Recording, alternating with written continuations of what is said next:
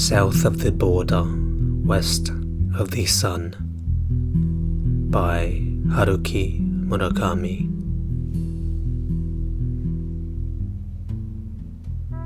Chapter 9. I didn't see Shimamoto for a long time after that. Every evening I sat at the counter of the Robin's Nest, passing the time. I read books, glancing every once in a while at the front door, but she didn't come. I was afraid I had said something wrong, something I shouldn't have, which had upset her. One by one, I reviewed every word we'd spoken that night, but I couldn't come up with anything. Maybe Shimamoto was disappointed, a distinct possibility. She was so beautiful, and her leg was fixed. What in the world would a woman like that find in me? The year drew to a close. Christmas came and went, as did New Year. My 37th birthday rolled around, and January was suddenly over. I gave up looking for her, and only rarely put in an appearance at the Robin's Nest. Being there reminded me of her, causing me to search the faces of the customers in vain. I sat at the bar of my other place, flipping through the pages of books, lost in aimless musings. For the life of me, I couldn't concentrate. She'd told me I was the only friend she'd ever had. That made me happy and gave birth to the hope that we might be friends again. I wanted to talk to her about so many things, ask her opinion. If she didn't want to say a thing about herself, I didn't mind. Just to be able to see her, talk to her, was enough. But she didn't come. Maybe she was too busy to find the time to see me, I mused. But 3 months was far too long a gap. Even if she didn't come to see me, she could at least pick up the phone and call. She'd forgotten all about me, I decided. I wasn't important to her after all. That hurt, as if a small hole had opened up in my heart. She never should have said that she might come again. Promises, even vague ones like that, linger in your mind. But in early February, again on a rainy night, she appeared. It was a quiet, freezing rain. Something had come up, and I was at the Robin's Nest earlier than usual. The customers' umbrellas carried with them the scent of the chilly air. A tenor saxophonist had joined the usual piano trio to play a few numbers. He was pretty well known, and a stir ran through the crowd. As always, I sat on my corner stool at the bar, reading. Shimamoto sat down quietly beside me. "Good evening," she said. I put down my book and looked at her. I couldn't quite believe my eyes. "I wasn't sure you were ever going to come here again." "Forgive me," she said. "Are you angry?" "I'm not angry. I don't get angry about things like that. This is a bar, after all. People come when they want to, leave when they feel like it. My job's just to wait for them." "Well, anyway, I'm sorry. I can't explain it, but I just couldn't come." "Busy?" "No, not busy," she replied quietly. "I just couldn't come here."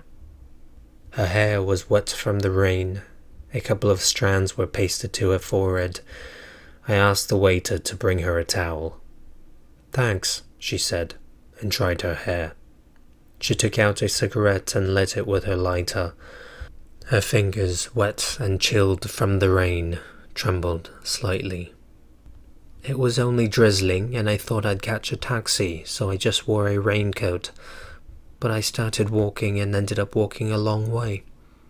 "How about something hot to drink?" I asked. She looked deep into my eyes and smiled. "Thanks, I'm all right." In an instant, that smile made me forget the 3 months. "What are you reading?" She pointed to my book. I showed it to her. A history of the Sino-Vietnam border conflict after the Vietnam War. She flipped through it and handed it back. You don't read novels anymore? I do, but not as many as I used to. I don't know anything about new novels. I only like old ones, mostly from the 19th century, ones I've read before. What's wrong with new novels? I think I'm afraid of being disappointed. Reading trashy novels makes me feel like I'm wasting time. It wasn't always like that. I used to have lots of time. So even though I knew they were junk, I still felt something good would come from reading them. Now it's different. I must be getting old. Yes, well, it is true you're getting older, she said, and gave me an impish smile. What about you? Do you still read a lot? I asked. Yes, all the time.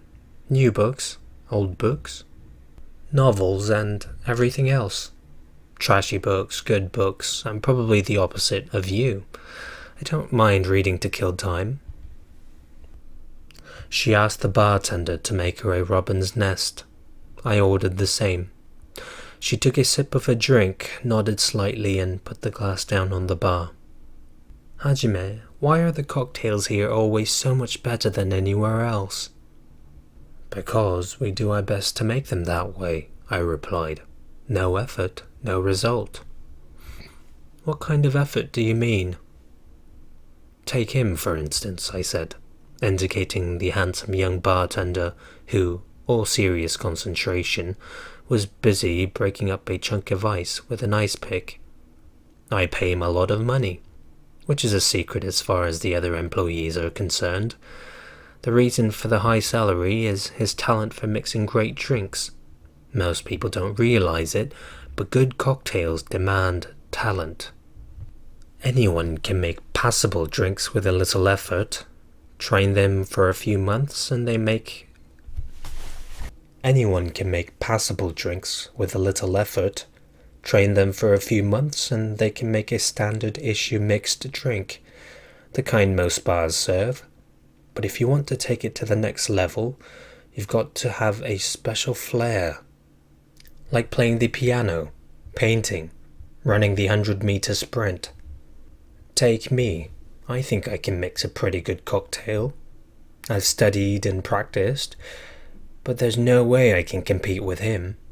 I put in exactly the same alcohol, shake the shaker for exactly the same amount of time, and it doesn't taste as good. I have no idea why. All I can call it is talent. It's like art. There's a line only certain people can cross. So once you find someone with talent, you'd best take good care of them and never let them go. Not to mention paying them well. The bartender was gay, so sometimes other gay men gathered at the bar. They were a quiet bunch, and it didn't bother me. I really liked the young bartender, and he trusted me, and worked hard. Maybe you have more talent for running a business than would appear, Shimamoto said. I'm afraid I don't, I said. I don't really consider myself a businessman. I just happen to own 2 small bars. And I don't plan to open any more, or to earn much more than I do at the moment. You can't call what I do talent. But you know, sometimes I imagine things. Pretend I'm a customer. If I were a customer, what kind of bar I'd go to. What kind of things I'd like to eat and drink. If I were a bachelor in my 20s, what kind of place would I take a girl to? How much could I spend? Where would I live, and how late could I stay out? All sorts of scenarios. The more scenarios I come up with, the more focused my image of the bar becomes. Shimamoto had on a light blue turtleneck sweater and a navy blue skirt. Small earrings glittered at her ears. Her tight-fitting sweater revealed the shape of her breasts. I suddenly found it hard to breathe. Go on, she said. Once again that happy smile came to her lips. About what? Your business philosophy, she said. I love to hear you talk like that. I blushed a little, something I hadn't done in a long while. I wouldn't call it a business philosophy. You know, this whole process is one I've been doing since I was little, thinking about all kinds of things, letting my imagination take over, constructing an imaginary place in my head, and little by little adding details to it, changing this and that to suit me. As I told you, after college I worked for a long time for an educational publisher. The work was a complete bore, absolutely no room for using your imagination. I was sick of it. I couldn't stand going to work anymore. I felt as if I was choking, as if every day I was shrinking, and one day I would disappear completely. I took a sip of my drink and glanced around the bar. A nice crowd, considering the rain. The tenor sax player was putting his instrument in its case. I called the waiter over and told him to take a bottle of whiskey to the saxophonist, ask him if he'd like to eat something. But here, it's different, I continued. You have to use your imagination to survive, and you can put your ideas into practice immediately. No meetings, no executives, no precedents to worry about or Department of Education directives to contend with. Believe me, it's great. Have you ever worked in a company? She smiled and shook her head. No. Consider yourself lucky. Me and companies don't get along. I don't think you'd find it any different. 8 years working there convinced me. 8 years down the pan. My 20s, the best years of all. Sometimes I wonder how I put up with it for so long. I suppose that's what I had to go through, though, to get to where I am today. Now, I love my job. You know, sometimes my bars feel like imaginary places I created in my mind. I plant some flowers here, construct a fountain there, crafting everything with great care. People come in, have drinks, listen to music, talk and go home. They are willing to spend a lot of money to come all this way to have some drinks. And do you know why? Because everyone's seeking the same thing. An imaginary place. Their own castle in the air, and their own special corner of it. Shimamoto took a salim out of her small handbag. Before she could take out her lighter, I struck a match and lit it for her. I liked to light her cigarettes and watch her eyes narrow as she stared at the flickering flame. I haven't worked for a single day in my whole life, she said. Not even once? Not even once. Not even a part-time job. Work is actually alien to me. That's why I envy you. I'm always alone, reading books, and any thoughts that happen to occur to me have to do with spending money, not making it. She stretched both arms out in front of me. On her right arm she wore 2 thin gold bracelets. On her left arm, an expensive-looking gold watch. She kept her arms in front of me for a long while, as if they were displaying goods for sale. I took her right hand in mine and gazed for a time at the gold bracelets. I recalled her holding my hand when I was 12. I could remember exactly how it felt and how it thrilled me. I don't know. Maybe thinking about ways to spend money is best after all, I said. I let go of her hand and felt that I was about to drift away somewhere. When you're always scheming about ways to make money, it's like a part of you is lost. But you don't know how empty it feels not to be able to create anything. I'm sure you've created more things than you realize. What sorts of things? Things you can't see, I replied. I examined my hands, resting on my knees. She held her glass and looked at me for a long while. You mean like feelings? Yes, I said. Everything disappears someday. Like this bar, it won't go on forever. People's tastes change, and a minor fluctuation in the economy is all it would take for this to go under. I've seen it happen. It doesn't take much. Things that have form will always disappear, but certain feelings stay with us forever. But you know, Hajime, some feelings cause us pain because they remain. Don't you think so? The tenor saxophonist came over to thank me for the whiskey. I complimented him on his performance. Jazz musicians these days are so polite, I explained to Shimamoto. When I was at university, that wasn't the case. They all took drugs, and at least half of them were deadbeats. But sometimes you would hear a performance that would blow you away. I was always listening to jazz at clubs in Shinjuku, always looking to be blown away. You like those kinds of people, don't you? I suppose so, I said. People want to be bowled over by something special. 9 times out of 10 you can forget, but the 10th time, that peak experience is what people want. That's what can move the world. That's art. I looked again at my hands, resting on my knees. Then I looked up at her. She was waiting for me to continue. Anyway, things are different now. I'm the manager of a bar, and my job is to invest capital and show a profit. I'm not an artist or someone who creates things.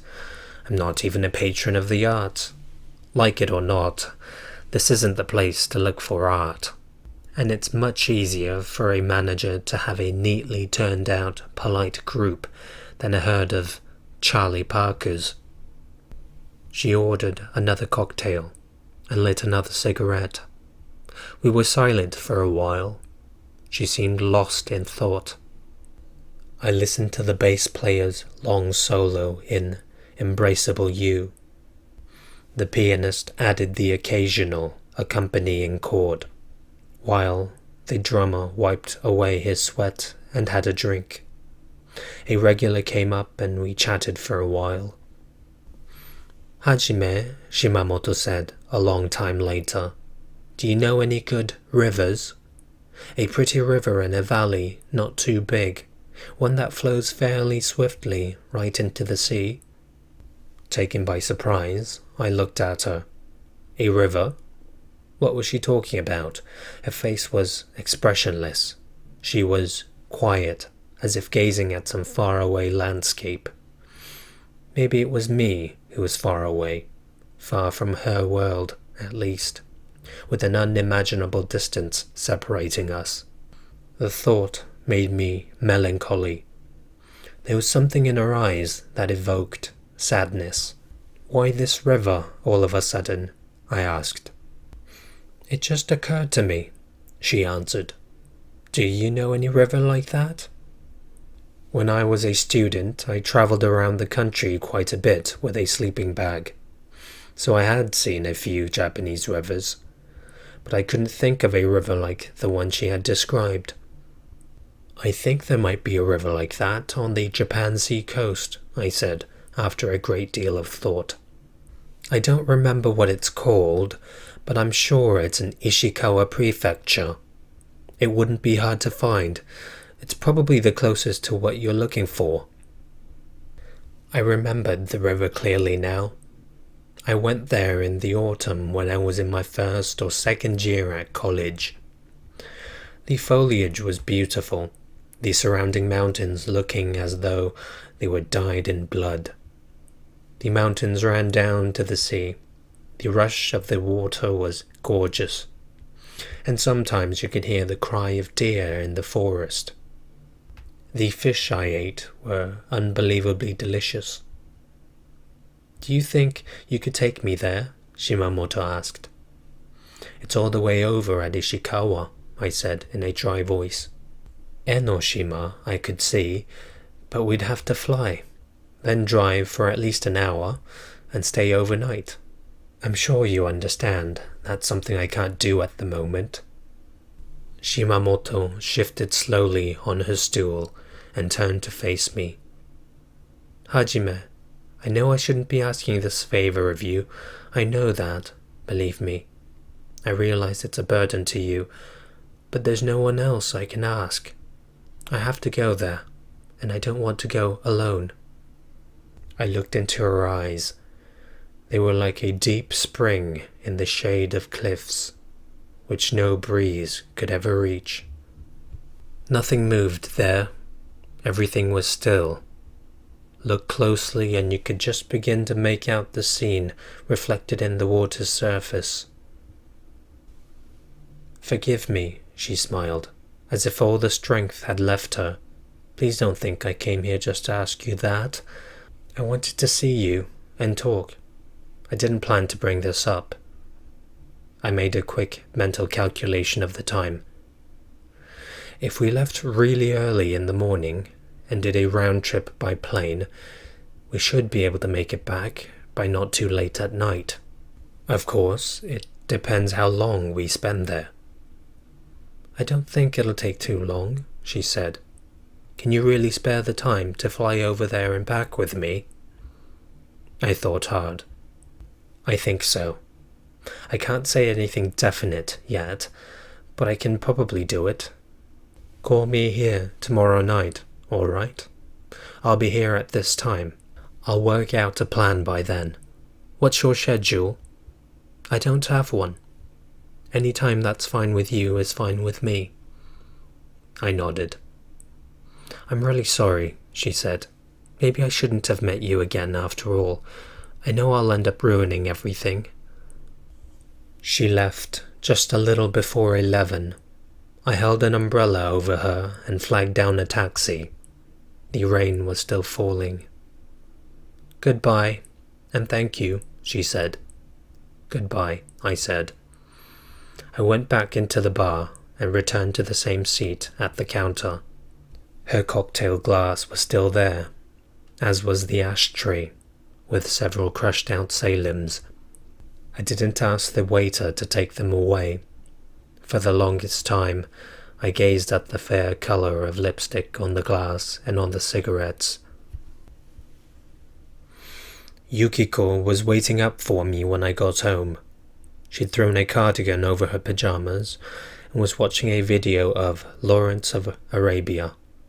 The scene where Lawrence, after all sorts of trials and tribulations, has finally made it across the desert and reached the Suez Canal. She'd already seen the film 3 times. "It's a great film," she told me.